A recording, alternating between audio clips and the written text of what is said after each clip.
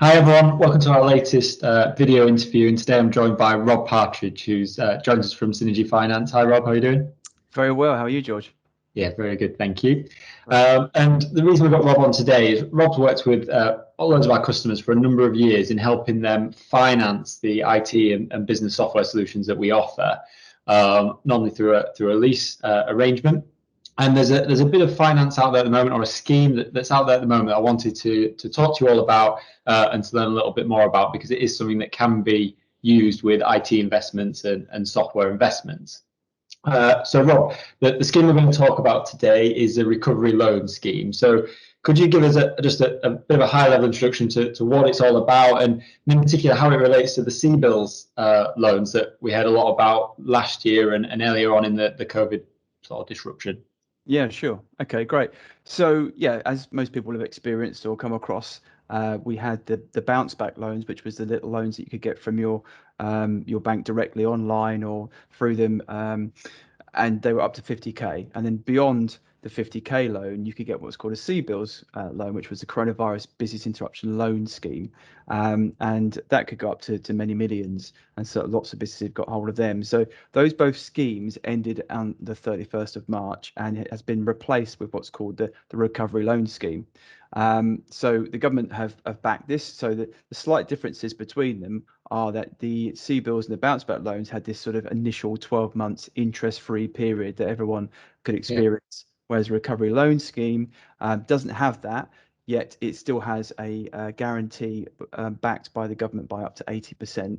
But that still means that the customers are 100% liable. That guarantee is really only there just in case the businesses, cannot repay and they, unfortunately become insolvent. So yeah, that's the gist of the scheme so far. Okay, great. So finance and IT investments not new, and what we've often seen is leasing mechanisms as a way to sort of invest in IT equipment or software without having to tie up too much cash flow. And that's something that's been, like I said, really popular with our customers for a number of years. Does this replace the sort of traditional leasing method, or does it work with it? How do those two sit together? They work in tandem actually, which is great. So even though it's called the Recovery Loan Scheme, it's not just a loan. Yes, there are lenders out there providing loans, just cash loans. So you can get them Yeah. from your high streets or various other lenders that are on the accredited panel of lenders.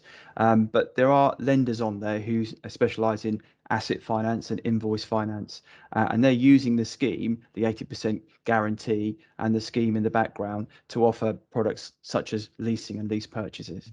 Okay. So if someone 5 or 6 years ago had leased their server or some of an investment, and they're looking to do something again, they may be able to go through a similar process just with this extra layer of scheme around it. That, like I said, I guess what this does is by having that government support as a final fail safe, it allows the lenders to lend with a bit more confidence, I guess, and it means that businesses that we work with can have access to finance that otherwise lenders may have been a bit too nervous to lend. Yeah, exactly. It simply does that. It enables the lenders to lend when sometimes they might not have Mhm. offered a finance facility. It gives them a bit more comfort, basically. I mean, to put that into perspective a bit, we all know that businesses generally have struggled during COVID, and it's obviously not their fault. So their turnover will have reduced, their profits will have reduced. So the recovery loan scheme is there to help businesses acquire new assets in the business and do it confidently through lenders. Now, quickly to stay on that, there's not all lenders are offering asset finance and leases and lease purchases for the recovery loan scheme. Some are just out there offering the normal day-to-day leasing, but once again, the recovery loan scheme will enable those businesses to access that who may have struggled during the COVID period. Okay, that makes sense. Okay, in terms of some of the details then, in terms of eligibility, the size of loan or finance that you could access, and how long the sort of term might be there, what are those sort of details looking like? Yeah, it's an interesting question actually, because it's a tiny bit vague, unfortunately. Right. Basically, if your business has been affected by COVID, then you are eligible. And if you're working and trading in the UK, and 50% or more of your turnover is from UK trade, then you can access it. Now, I say it's a bit vague because lenders have their own vision of the rules, and they may look upon it slightly differently than other lenders. So, for instance, when it comes to sort of leasing, the standard is that it has to be £25,000 and 25,001 pounds and above for them to consider a lease asset transaction. Now, Right. some lenders are saying, well, actually, we don't want to look at that. We want to draw the line at £50,000 and above. And some lenders are saying, well, actually, we'll look at reasonably new companies that have been trading within the last 12 months. Whereas some lenders will say, actually, we only want customers who've literally filed 2 years worth of filed accounts. So they've been trading 2 years or more for them to be considered. So it is a little bit of a minefield with that. And it comes down to the lenders' interpretations.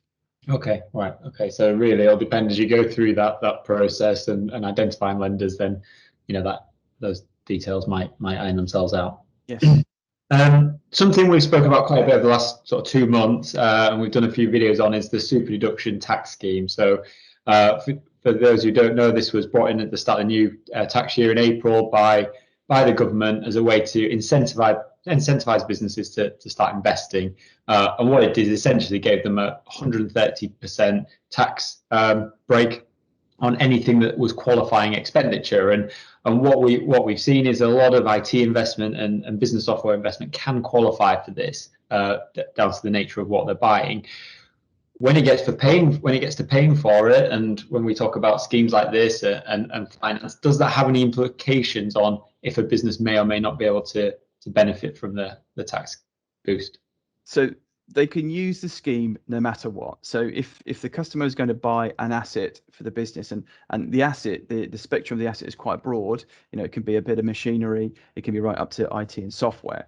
So if they're purchasing that with cash, they can access the 130% super deduction tax scheme. If they're going to purchase the asset using finance, they can also access the scheme as well. So it doesn't really matter how it's being paid for. It's just a matter of, does the product that they're actually purchasing fit the scheme? And to be fair, most assets do fall into that.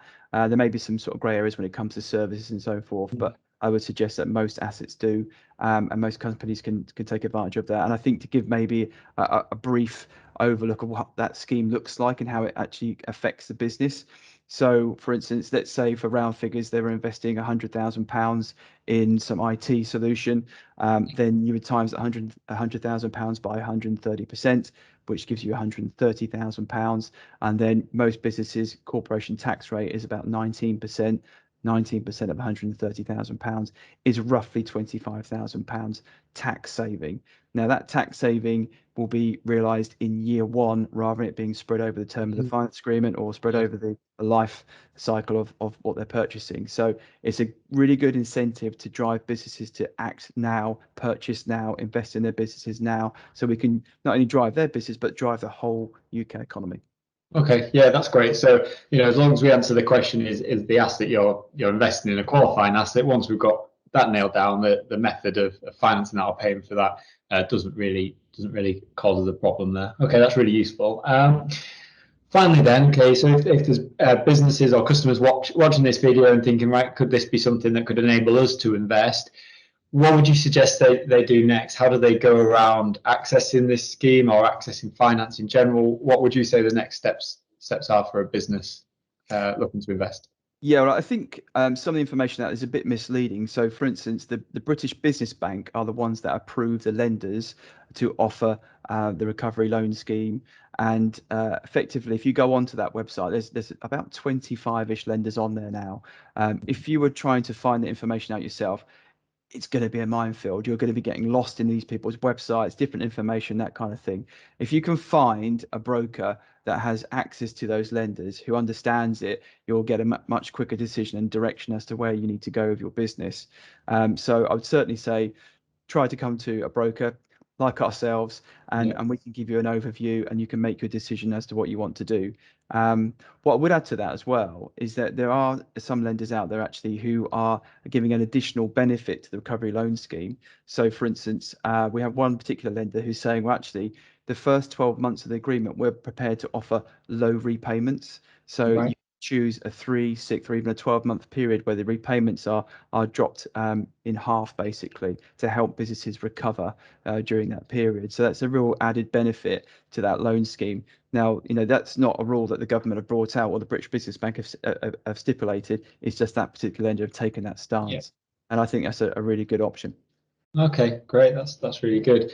Okay, well, thanks ever so much, Rob. I think that's really useful to give everyone a bit of background on what's available and how they might go around accessing that. As I said at the start, we've been working with Rob and the team at Synergy for years now, working alongside our own customers of putting a solution together, not just on the IT side, but making sure it stacks up commercially through some of the finance options. So if anyone does want any more information, we're obviously happy to make an introduction and put you in touch with Rob and his team to find out a little bit more. But yeah, once again, thanks ever so much for that, Rob. Really, really useful.